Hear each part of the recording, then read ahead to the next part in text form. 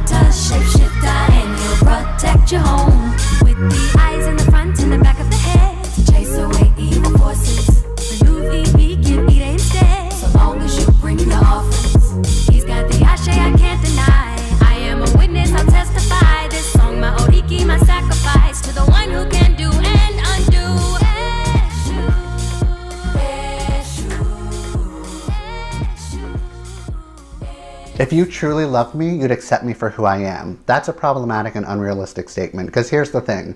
The more you love someone, the more you want to change them. We've been fed some sort of romantic story that true love means accepting your partner in every single way. Could you imagine being in a relationship where you couldn't ask for change? Where you couldn't reflect something back to your partner and be like, this is annoying, or that hurt me. Can you stop? We are imperfect beings that are always evolving. Our romantic partners get a close-up view of who we really are and should be given the chance to point out ways that we could make positive changes. Maybe it's best if we entered relationships understanding that you now have the opportunity to improve and help someone else improve, and to brace for a bunch of uncomfortable truths. Maybe true love is making your partner more lovable and to become the best version of themselves. Loving someone unconditionally should be left to your parents, but even then, while your parents might love every single part of you when you're a cute little baby, they are expecting you to grow and change as you become older. Can we play that one more time? Because how are you going to criticize what some people say as unrealistic and then follow it up with something equally unreal? What? Play it one more time, Andy. If you truly loved me, you'd accept me for who I am. That's a problematic and unrealistic statement, because here's the thing. The more you love someone, the more you want to change them. We've been fed some sort of romantic story that true love means accepting your partner in every single way. Could you imagine being in a relationship where you couldn't ask for change? Where you couldn't reflect something back to your partner and be like, this is annoying, or that hurt me. Can you stop? We are imperfect beings that are always evolving. Our romantic partners get a close-up view of who we really are and should be given the chance to point out ways that we could make positive changes. Get him out of get him out of here. I'm flabbergasted. Listen, we're going to have to normalize this, okay? It's not your partner's job to point out things that could make you better. No, it's just not. I'm sorry. They're not your project manager. You are your own project. Okay? Your partner is not your project manager. What we're trying to normalize is this. Your partner is your companion on a journey that you're responsible to make, right? A good partner might be like a caddy, right? Like a golf caddy. You might want to try this 5-iron or whatever, 9-iron. Still up to you to go, nah, I'm going to do this with the 5-iron, with the 4-iron. It's your journey. And this is the type of codependent crutch that many of us have been conditioned to believe a good partner is to provide. Point out what's wrong with me. No. While you're not looking at yourself, while you're not embracing your shadow, while you spend an inordinate amount of time, energy, effort, money, whatever, to suppress what you should be empathetically embracing, quite strange, right? Love is not here to say, well, if you love me, you would point this out, or you would help me change, or you would help me grow. That's not how love works. This is how you know many people are not in love or have never been in love. When you get to the highest level of love, the whole expectation thing is done. And the reason why that sounds absolutely asinine to everyone listening is because most of us haven't reached that level of consciousness. I've said on many occasions, love is synonymous with God. If we read all of the ancient scriptures, I'm not just talking about the Bible, but ancient Bibles, right? Ancient Qur'ans, ancient Rig Vedas, ancient Upanishads, ancient Dharmapada, right? You start reading the ancient, whenever it comes to love, it's, oh, that's God. Right? How you walking around in cognitive dissonance saying you got a personal relationship with God, but you got a conflictual relationship with yourself, with your mama, with your significant other, but you got a personal relationship with, hey, we got to knock it off. And happily ever after lives in a person. Oh my God. Tonight's topic. I'm already triggered. That's my first time hearing the video. Okay? I'm hearing the clip when you hear the clip. And it's designed that way because people know I'm going to get triggered. Don't let Zoe hear the videos before the show. Tonight's topic. The relationship project manager. Are you being toxically reassured? A deeper look at how toxic family structures distort your need for validation. Are they interested in you, or are you just being manipulated? Here are some subtopics. Are relationship project managers actually emotional avoidance? From a psychological perspective, the need for control often indicates deep-seated fears of intimacy and vulnerability, as articulated by attachment theory. Of course, you know who that is: John Bowlby, Mary Ainsworth, and a myriad of others. Right? Philosophers like Kierkegaard, Soren Kierkegaard, have noted that avoidance is a defense mechanism stemming from anxiety. Where does the anxiety live? In the fearful avoidant or the dismissive avoidant? It lives internally. There's shame, there's guilt, but there's also I'm defected. Something's wrong with me. Empirically, studies show that avoidant attachment styles correlate with higher incidences of relationship dissatisfaction, struggling or suggesting that RPMs, relationship project managers, may prioritize management over authentic connection. If you just do what I need you to do, if you just show up the way I need you to show up, if you just stay true to your word, don't be a human being who could forget their word, or the word needs to be recontextualized, or they don't agree with the word that they originally said they stood on in the beginning. You can't be human. If you say something, it's got to be what you said. That's black and white thinking. And that's seen as what? Some type of mental disorder? rigid, inflexible thinking while trying to relate to a work in progress? Well, let me just shift into RPM, Relationship Project Manager.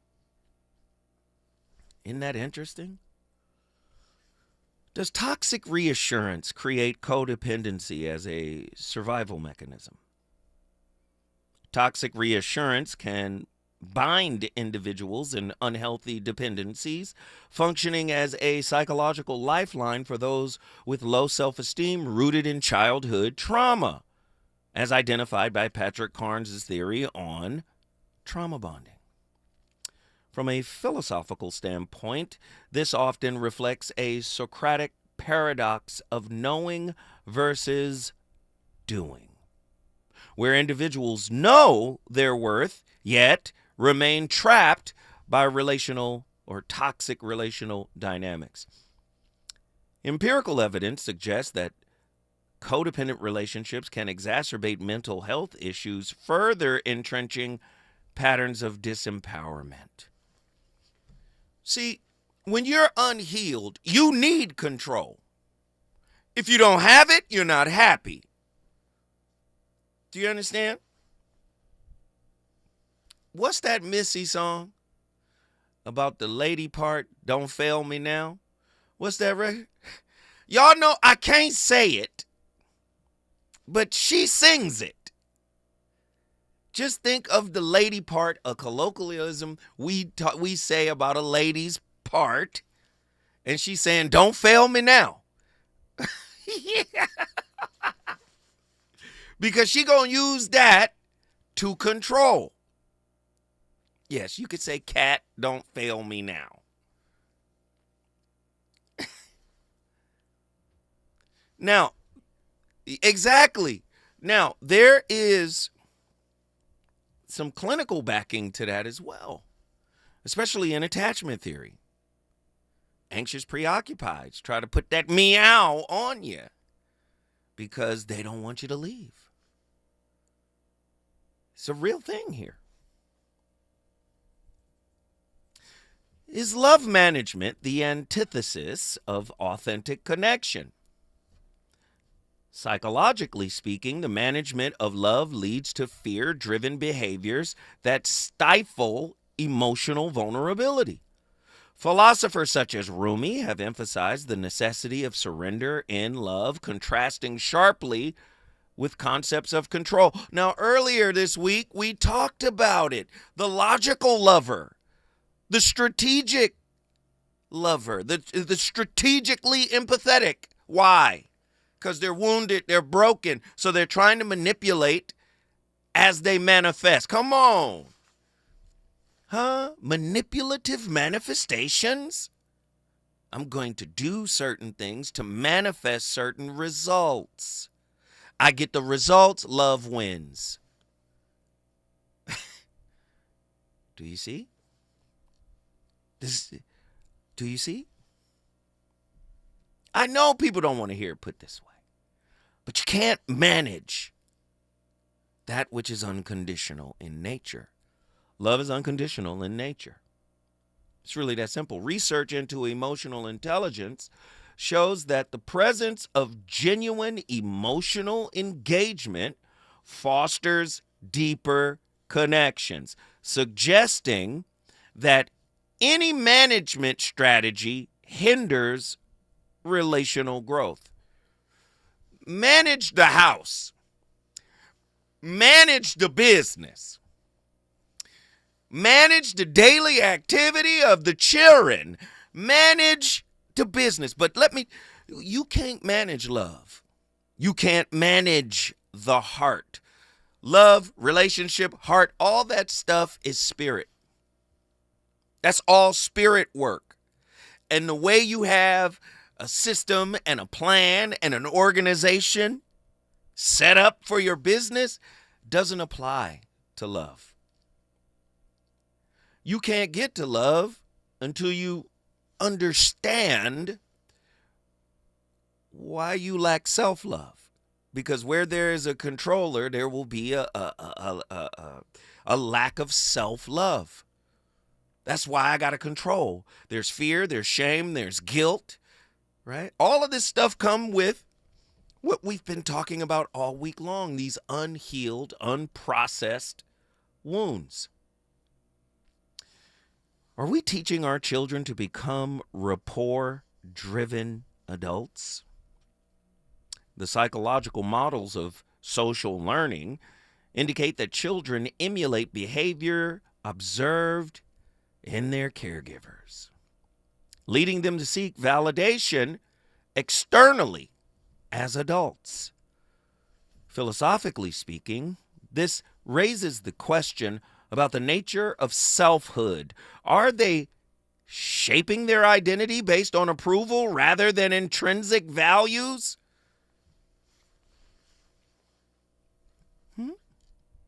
Empirical studies have demonstrated that children raised in environments valuing external validation may struggle with issues of self-worth and autonomy in adult relationships. Listen, I'm your man. I'm not your manager. I'm your man. I find that men who seek to manage their women have issues with them. Somebody hurt them, so they shift into manager mode as a means to protect themselves. Can we be honest, men? And I'm not saying women don't do it too. The whole flirt to convert, all of that. We talked about the pink widow this week. We talked about it all, right? I don't want my woman to manage me. Now, what does that mean? Because let me just say, if my woman says, hey, man, I need you to get on a workout regimen. You're getting a little fluffy around the edges. Okay, cool. But it's still on me to go do that, right? I'm gonna get a gym membership and I'm gonna get in there maybe once or twice a week and probably build up a little more. All right, that's fine. But if it turns into a thing where every morning she's knocking on the door saying, "Hey, don't forget. Hey, don't leave your bottle. Hey, don't do this." And it's too much. Right? Tonight's topic is gonna be fire. When we come forward, more from the VOR. Reasons. The reasons that we're here, the reasons that we fear, our feelings won't disappear. You're listening to the Voice of Reason with Zoe Williams on KBLA Talk 1580. Hi, I'm Dominique DePrima, and it's almost time to celebrate KBLA's 4th anniversary, coming up Juneteenth 2025. We'll be marking the achievement with 4 key community events, including a special symposium, luncheon, and brain trust hosted by me entitled The State of Black Women in Los Angeles. Keep it locked here for details on how to join us for this groundbreaking symposium examining the unique challenges, triumphs, and contributions of Black women in Los Angeles in the areas of education, healthcare, community leadership, cultural and political contributions. This public convocation will provide a critical forum to address the specific social, economic, and political realities facing Black women in LA today. We'll go live with a radio broadcast and YouTube live stream, a public discussion, and a private dialogue with some of LA's most impactful women. It's an affirmation of Black women standing at the intersection of race and gender in times of adversity while demonstrating remarkable resilience and leadership. We will listen and we will speak out and be heard, all in service of finding opportunities and solutions. Please plan to join us in celebrating our 4th anniversary by amplifying the voices of Black women. For more on our symposium and 4 events celebrating 4 years on the air, simply stay tuned or keep an eye on KBLA1580.com and help make this Juneteenth more jubilant with all of us at KBLA Talk 1580.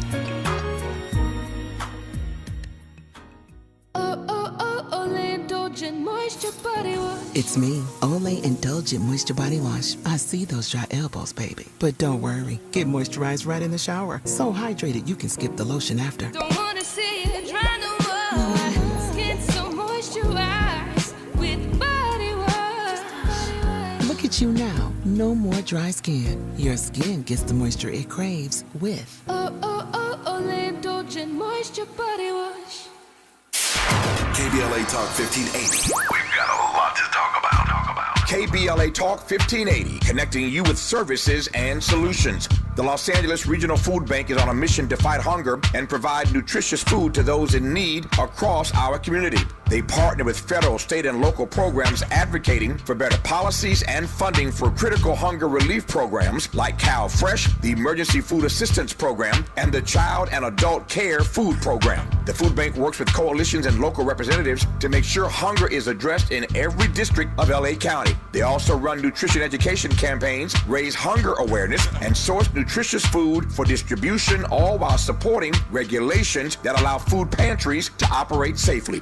Want to help? Visit lafoodbank.org or call 323-234-3030 to volunteer or find a food bank near you. Together, we can ensure that no one goes hungry in Los Angeles County. This is a community call to action from KBLA Talk 1580. You know you want some more. It's the voice of reason with Zoe Williams on KBLA Talk 1580.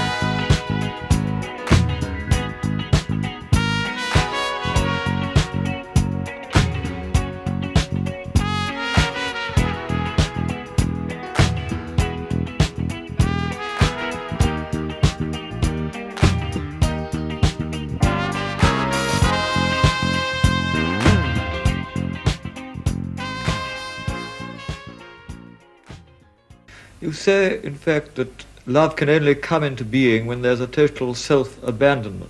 Obviously. But how does one achieve self-abandonment? The total abandonment can only happen with the understanding of oneself. Wait, stop. I'm sorry. Got to go back to the top. Because when the jewel is so precious, the question in and of itself, so you can't love unless there's self-abandonment. So, I mean, what your mama think about him don't matter. What your brothers and them think about him don't. All the wounds and everything you've ever been through, you can't love unless you remove the filter that has created your ego, the filter of experiences. Because every time you experience something, it is filtered through everything you've ever been through. This is the concept of holographic relationships.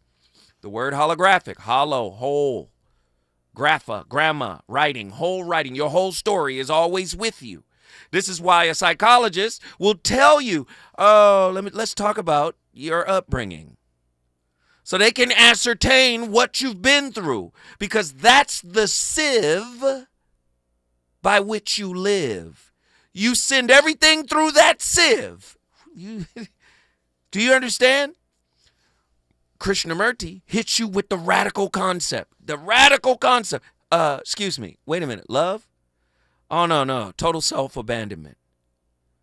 The ego is small. It's scared. It's controlling. Are you listening? Go ahead. Let's hit it one more time. You say, in fact, that love can only come into being when there's a total self-abandonment. Obviously. But how does one achieve self-abandonment? The total abandonment can only happen with the understanding of oneself. Self-knowledge is the beginning of wisdom. And if wisdom and love go together, which means there is love only when I have really understood myself, and therefore know in myself there is no fragmentation at all. Which means no sense of anger, ambition, greed, separative activity. I don't know if you guys understand what he's saying, and I think you do, because many people out there know about the great J. Krishnamurti. There's no fragmentation.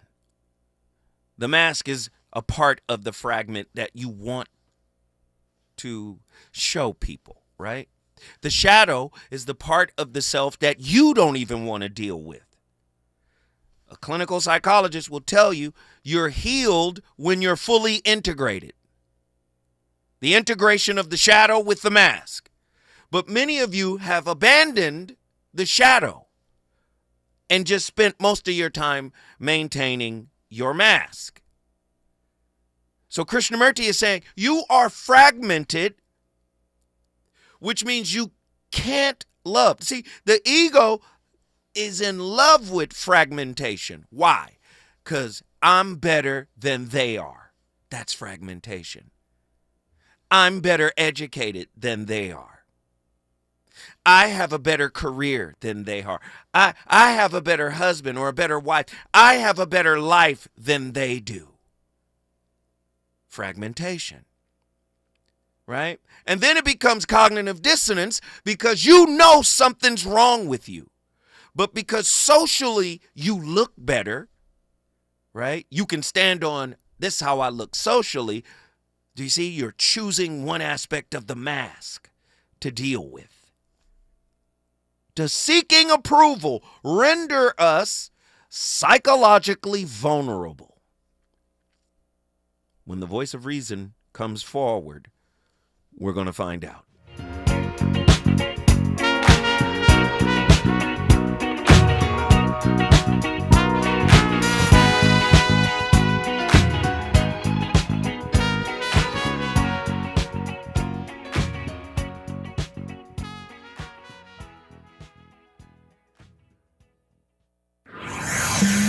He's on fire tonight. It's the voice of reason with Zoe Williams, exclusively on KBLA Talk 1580.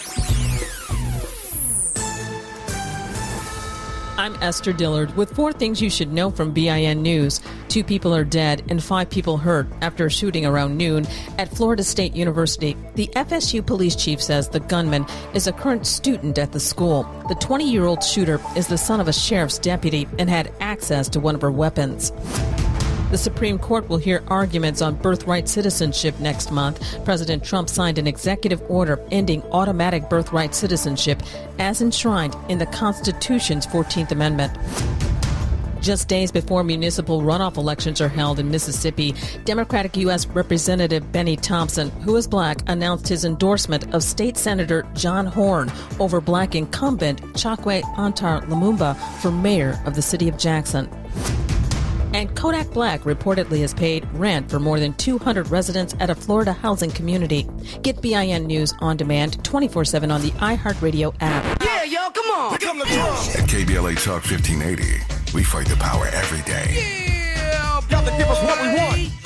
Gotta give us what we need. Hey. I listen to KBLA and I love the commercials. I know what the commercials mean. I also, if I'm looking and trying to figure something out, I need something to talk to me that might hit me. And it happens on TV because, every time they show a sporting event, they got the pharmaceutical companies back to back telling people how to fix the sickness on the same stuff that they sell them. So we get it. Yep, we get it too, Chuck D. And that's why at KBLA Talk 1580, we don't black down. Drop it. Our freedom of speech is freedom of death. We got to fight the powers that be. Fight the power. Fight the power.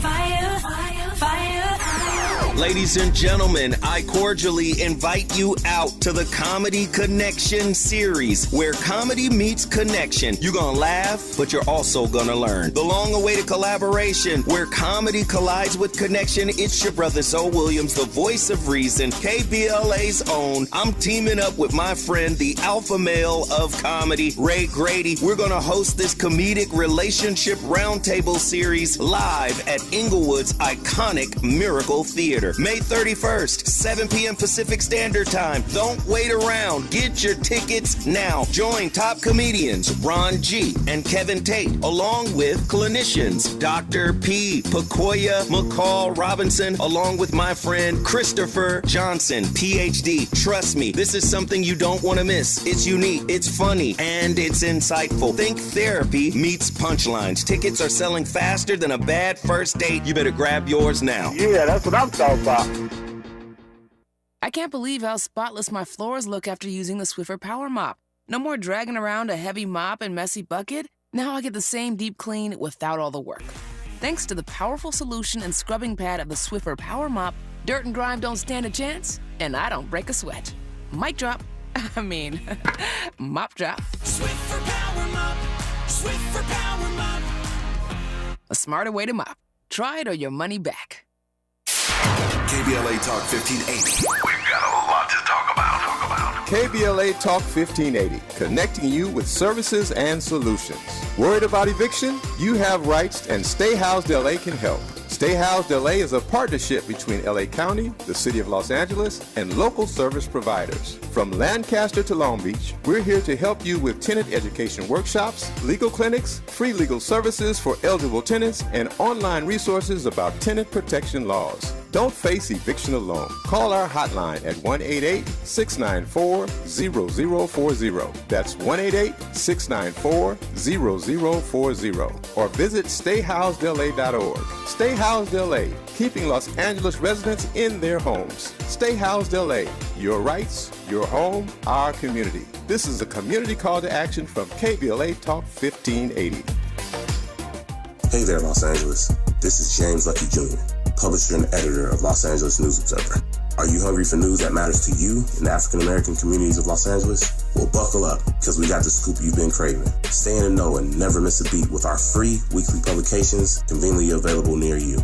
Or hop on the digital wave and become an exclusive subscriber at OGNSC.com. Don't forget to join the party on Instagram and Twitter at OGNSCINC for behind-the-scenes access and sizzling updates. No more FOMO. Let's stay informed, connected, and empowered together. KBLA Talk 1580. We've got a lot to talk about. KBLA Talk 1580 reminds you that we keep us safe. The Live Your Life organization mentors young women, helping them break negative mindsets and see beyond their surroundings. Through career exposure and hands-on training, they're encouraged to think big, stay focused, and make positive choices. Founded by Nikisha Mama Boo Smith, who transformed her life to become a community leader. Live Your Life is changing lives, but they need your help. They're raising funds to keep their new building open and expand their programs. Your donations will support food, clothes, hygiene products, and holiday giveaways. Visit liveyourlife32.com. That's LIVEYOLIFE32.com to help today. This is a community call to action from KBLA Talk 1580.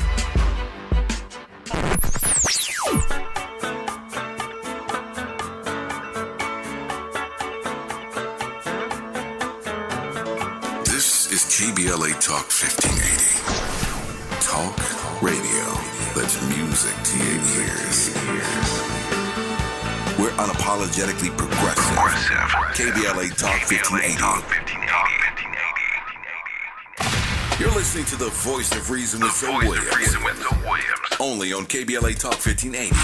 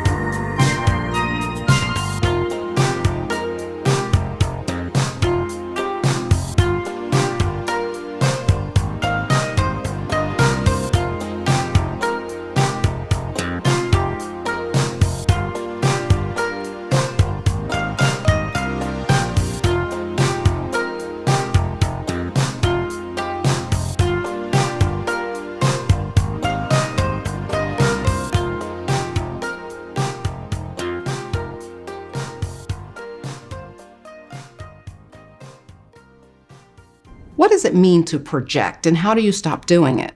I'm Dr. Tracy Marks, a psychiatrist, and I make mental health education videos. Today's topic is based on a viewer question, and here's the question. I know I project a lot with my spouse. I attribute this to my very low self-esteem, which he made worse by body shaming me with comments such as, she let herself go, as in, I gained weight. My question is, how do I stop projecting my insecurities when he has made direct comments about my physical appearance?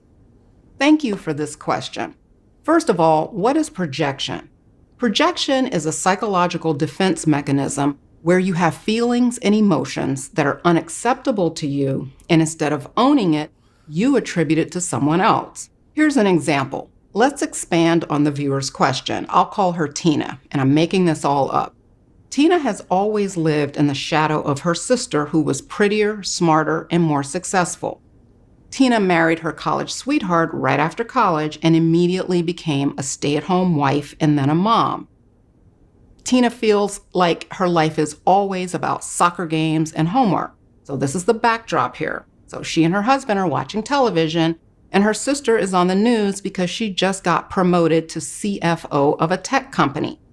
Tina's husband says, "Wow, your sister is amazing."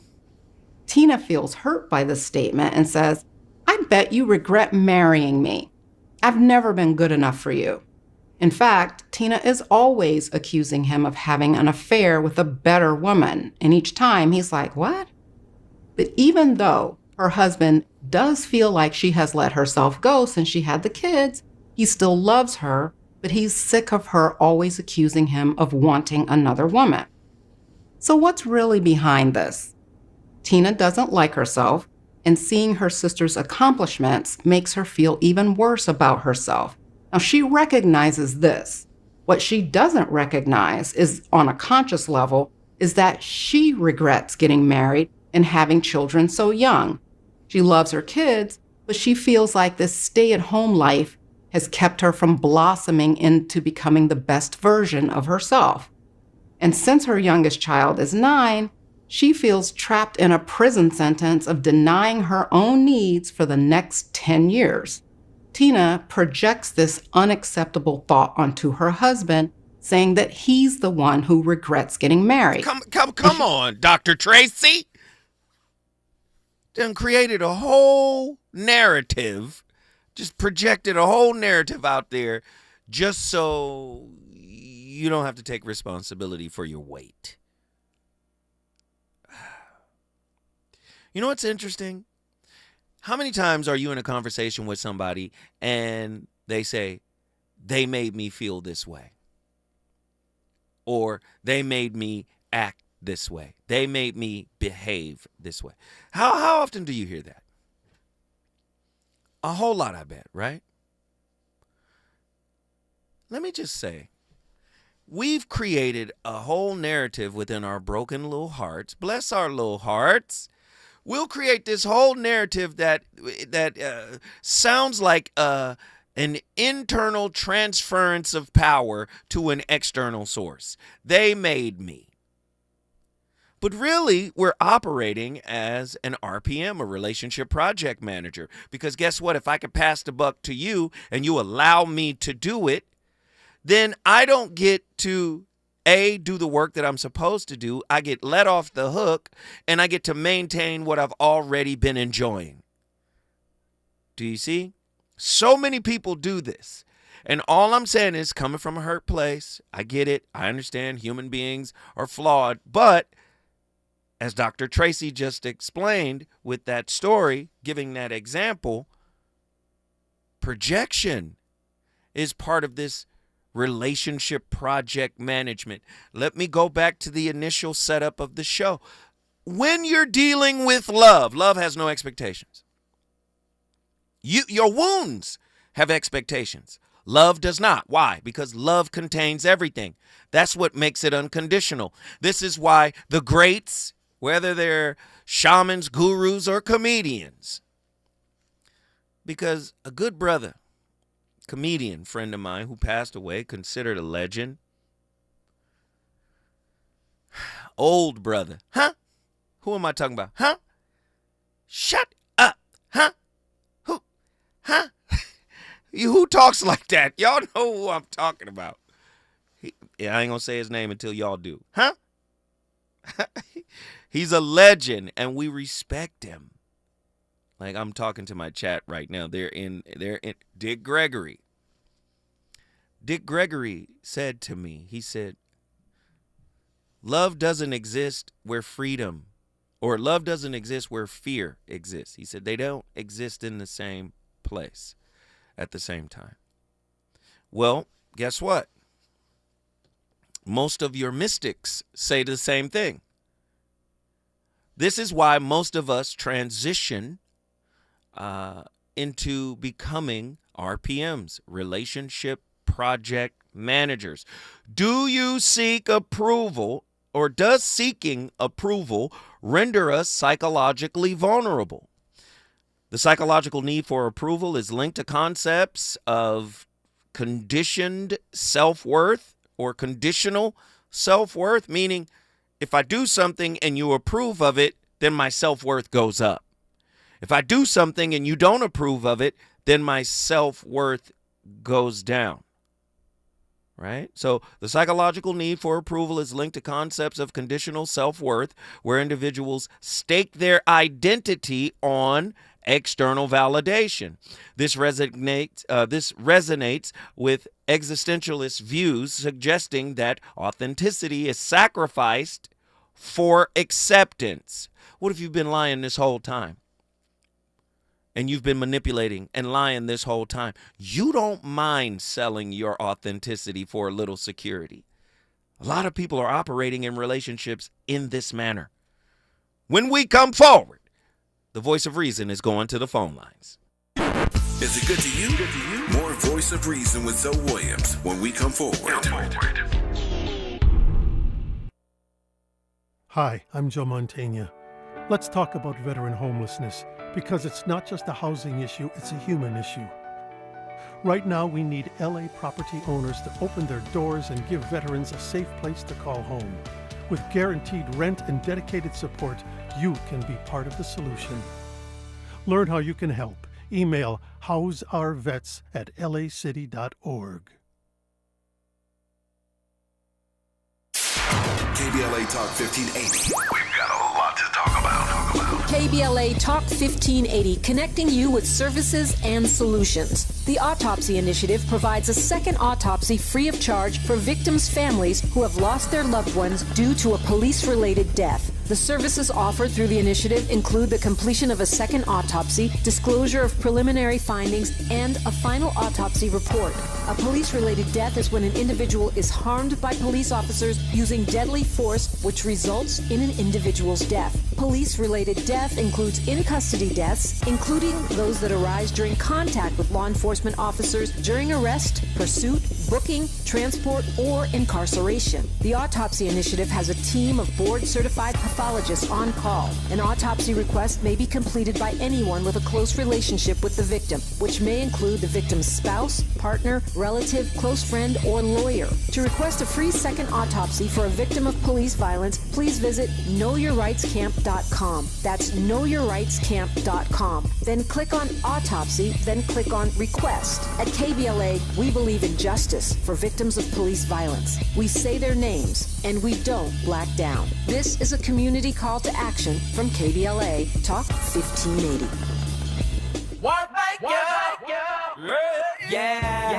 The California Crusader newspaper would like to thank all of our subscribers for their support throughout the years, proudly serving the South Los Angeles and South Bay areas for more than 40 years. The California Crusader is a multicultural, black-owned, adjudicated newspaper that focuses on providing newsworthy information to the people in our community. We're constantly looking for ways to assist businesses in our community to connect with our subscribers. We provide low-cost, effective ways to promote your business with our reasonable and affordable advertising rates. You can participate by suggesting, sharing, and submitting your stories on the California Crusader newspaper Community Share Facebook group page, or visit our website at cal-cruise-news.com. That's calcruisenews.com. Then click on the Submit Now button located on the top right corner of the homepage, or text CCN to 42828. Again, text CCN to 42828. The California Crusader newspaper, working together to build a better community for our future. Subscribe today. You know you want some more. It's the Voice of Reason with Zoe Williams on KBLA Talk 1580.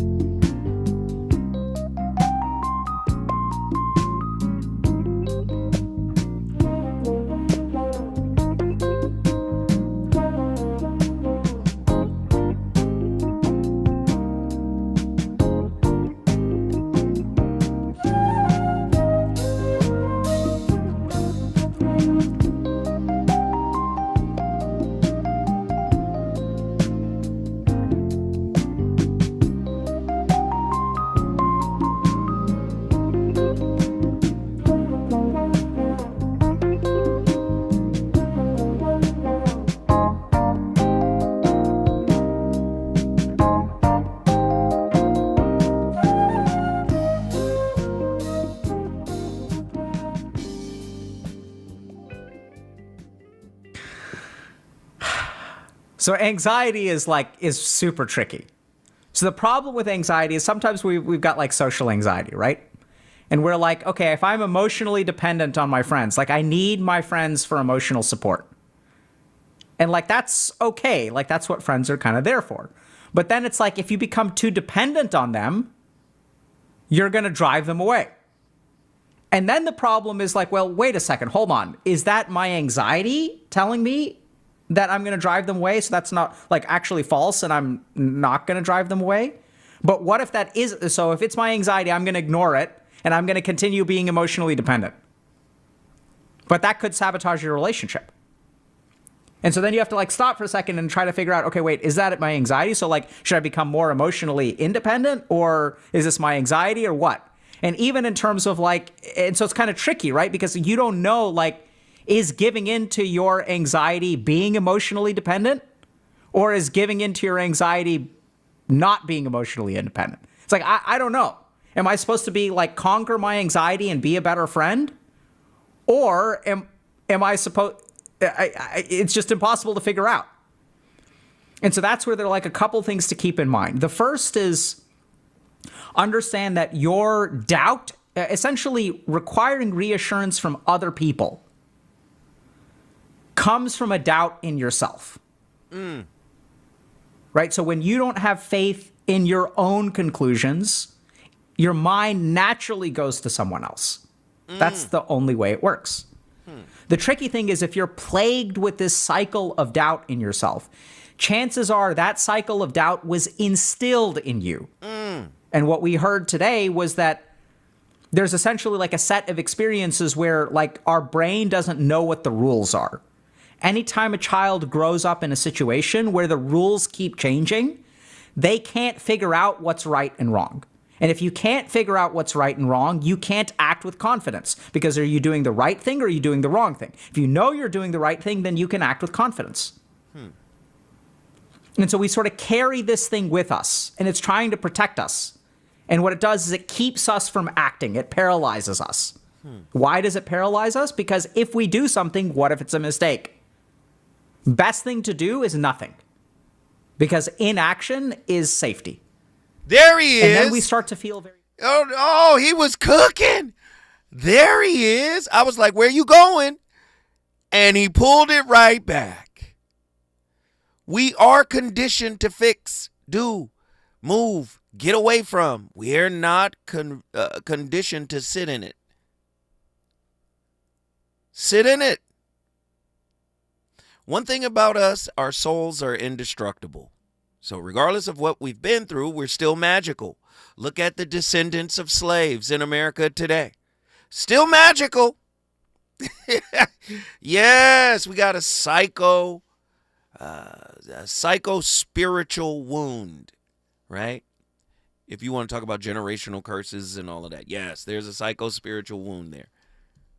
But we're still magical, right? And all we got to do is sit with that wound with love, with empathy, from a non-judgmental lens, and we can heal it. Let me get my caller in here. John, Mountain View, Hawaii. Here we go. Let me get out the way. John, my big mom used to call my brother, he was born a big, strong baby. She used to call him Gangbusters. Pastor John is Gangbusters of the Voice of Reason, because he always come, he be yelling and screaming. So get ready, button up your seatbelt. John, what are your thoughts on tonight's topic? Adaptation to sickness is nasty work, sir. Go ahead, I'm listening. But why it got to be that deep? It's not. Let's go through the ditties as combatives would teach me. First move is I got to be able to practice what I know to practice so I can perfect it and continue on, not in sickness.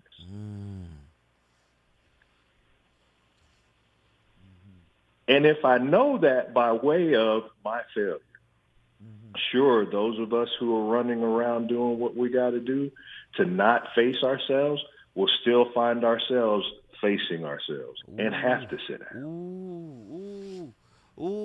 Hey, I don't think you understand what you just did. You done sparked me, so now I got to throw it back to you.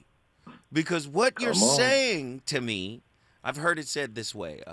When my son was very young and he was training, my oldest son, and he was practicing basketball, and one of his coaches said,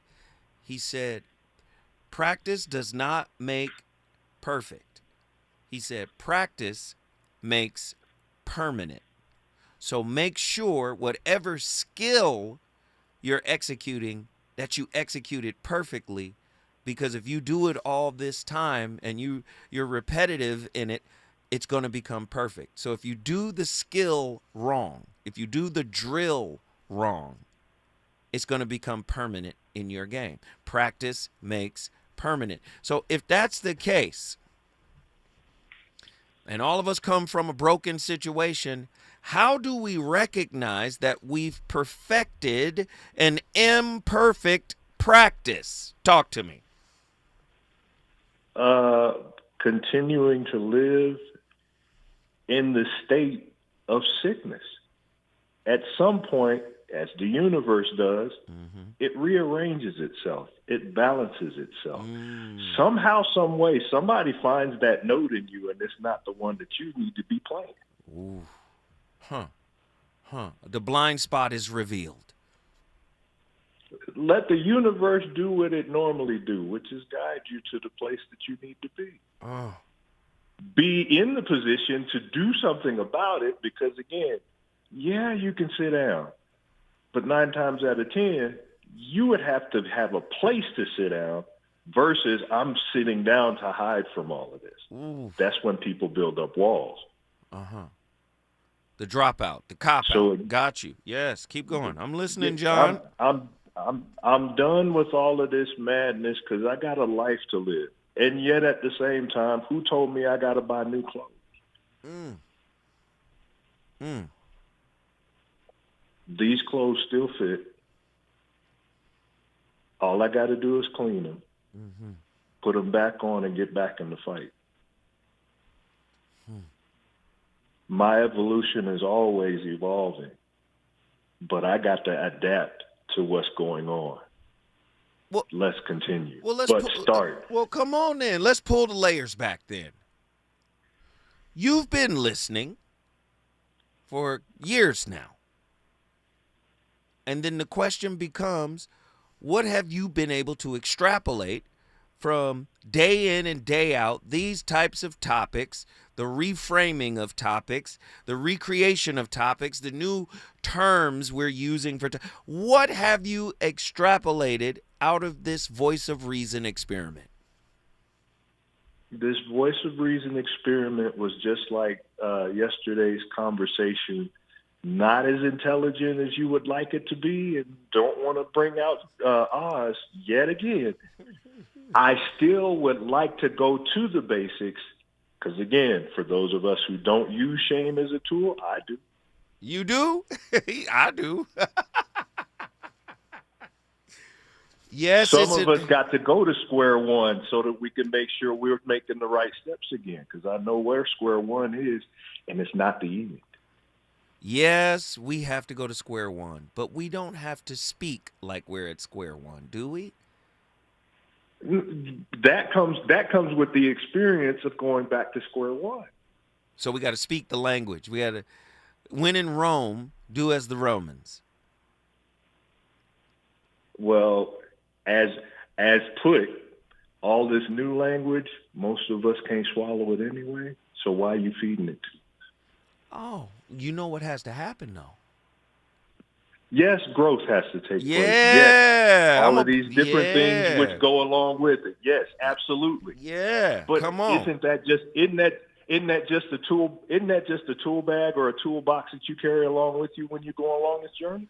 I'm gonna tell you how Quincy Jones told me. He said, travel all over the world. And he said, wherever you go, learn a few words of the language. Because what happens when you learn the language, you connect to the people. He said, Strabo. Right? I said, okay, Q. Strabo. I said, okay, Q. But now the people have to do something when it comes to this spiritual revolution that has to take place. You have to understand that your language, right, does not work when you're trying to raise up to a higher level of consciousness. Why? Because language uses us. We think we're using it, but it's using us. Most of the language we're using is negative self-talk. We're limiting what we can say, what we can believe based on what we were raised in. The whole thing gets kind of, it's like a log jam, right? When we get into the higher consciousness of unconditional love, you know what's happening? Do you know what's happening? Language is leaving. Absolutely. Altogether, language is done. You're starting to experience something that is beyond vocalization.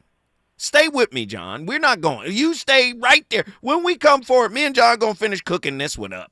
KBLA 1580 Santa Monica. I'm Esther Dillard with 4 things you should know from BIN News. 2 people are dead and 5 people hurt after a shooting around noon at Florida State University. The FSU police chief says the gunman is a current student at the school. The 20-year-old shooter is the son of a sheriff's deputy and had access to one of her weapons. The Supreme Court will hear arguments on birthright citizenship next month.